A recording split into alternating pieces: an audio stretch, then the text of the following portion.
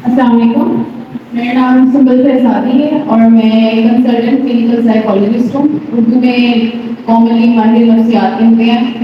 मैं emotional psychological जो disorder है उनकी असेसमेंट और उसका ट्रीटमेंट करती हूँ साइकोथेरेपी सेशंस के थ्रू, जिनको आम ज़बान में कहते हैं कि बातचीत के जरिए।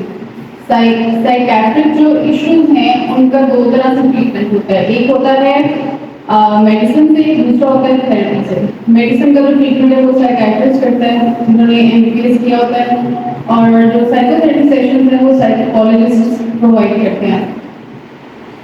तो मैं यहाँ पर आज इसलिए आई हूँ कि जो आपके इश्यूज हैं टीचिंग के हवाले से या अपनी इमोशनल रेगुलेशन के हवाले से, आप पहले मुझे वो डिस्कस करेंगे आपको किस चीज़ में डिफिकल्टी होती है। कुछ टीचर्स हैं जो न्यू हैं, कुछ जो पहले हैं, उनसे पहले भी इस बारे में बात हुई है, तो उनके साथ मेरी इस बारे में ऑन एंड ऑफ डिस्कशन होती रहती है। तो what do you guys think कि अब किसी चीज़ में आपको डिफिकल्टी होती है या इस चीज़ को मैनेज करने में या अपने इमोशंस को बैलेंस आउट करने में डिफिकल्टी होती है, तो आई थिंक कि पहले आप वो डिस्कस कर लें ताकि मेरा भी एक माइंड सेट बनाओ कि what am I going to discuss today. Okay,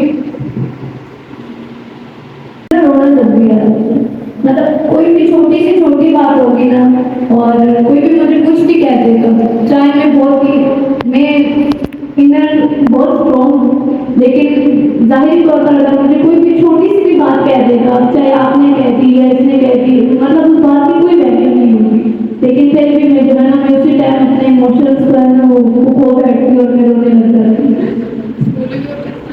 ji, school में भी होता है, काफी बार हुआ है कि मैं मतलब कोई भी मुझे कुछ कहते हैं, अगर मुझे किसी टीचर की कोई बात बुरी लगते या सर मुझे कभी डांट दे, अच्छे के लिए डांटते लेकिन डांट देते, या कोई भी कुछ कह दे, तो मैं बहुत हर्ट हो जाती हूँ और मैं मतलब रोने स्टार्ट हो जाती हूँ। वो फीलिंग उसी टाइम के लिए होती है, कुछ मोमेंट के लिए, लेकिन मुझे रोना बहुत जल्दी आ जाता है। मैं अपनी इमोशंस पे जो है वो काबू नहीं रख पाती।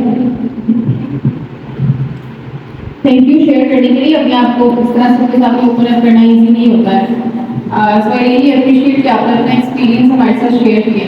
सबसे पहली बात ये है कि देयर आर मल्टीपल फैक्टर्स। जिस तरह से आप एक सिम्टम माइनर एक बता रहे हो ना कि होना जल्दी आ जाता है, इसके पीछे वेरियस चीजें हो सकती हैं, लेकिन अगर मैं जनरल आपके साथ डिस्कस करूँ तो कुछ लोगों की सेंसिटिव पर्सनैलिटी होती है, हसास होते हैं बाकियों से, और लड़कियां नेचुरली भी बाकी से थोड़ा ज़्यादा सेंसिटिव होती हैं as compare to boys.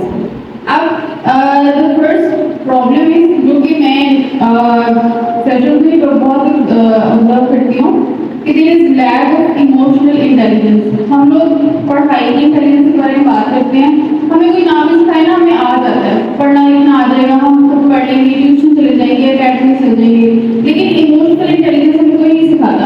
Emotional intelligence क्या होती है, कभी सुना है पहले इसके बारे में? इमोशनल इंटेलिजेंस होती है अपने इमोशंस को समझना, उनको लेबल करना। ठीक है, फॉर एग्जाम्पल आप में से कितने बच्चे, कितने हैं लोग जिनको बचपन में पेरेंट्स ने या किसी और ने ये सिखाया हो कि भाई ये फलां फलां इमोशन है, एंगर है, सैडनेस है, ग्रीफ है, हैप्पीनेस है, और आपने इसको किस तरह से शो करना है? किसी ने कुछ बताया आपको? नहीं ना।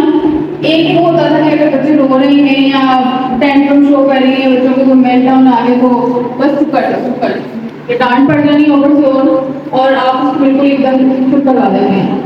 कोई भी बच्चों को सिखाता नहीं है कि अपने इमोशंस को पर्सनली लेबल किस तरह से करना है, आइडेंटिफाई कैसे करना है, ठीक है, और उसके बाद उनको फिर रिजॉल्व किस तरह करना है। अब बचपन में जब हमारे को इमोशंस दबा देते हैं ना, चुप कर दो, चुप कर दो, कुछ नहीं हुआ, तो वो बड़े होके भी ना हमको दबाने लग जाते हैं। पंजाबी में एक वो टर्म है ना, मिट्टी पाओ, हमको मिट्टी डालना शुरू कर देते हैं, लेकिन with the passage of time वो मिट्टी हटेगी, और वो जो इनर आपका ग्रीफ है, ट्रॉमा है, वो किसी ना किसी तरह से एक्सप्रेस होगा, किसी ना किसी तरह से वो बाहर निकलेगा।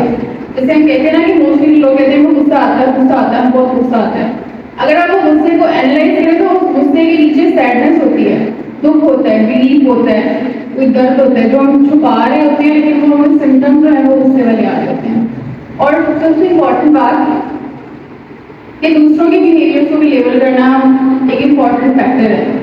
जैसे उन्होंने कहा कि डांट देते हैं, अगर I am not saying this because he is my father, I am saying this because he is your senior, he or he is trying to teach you something, or there is a major difference between taunt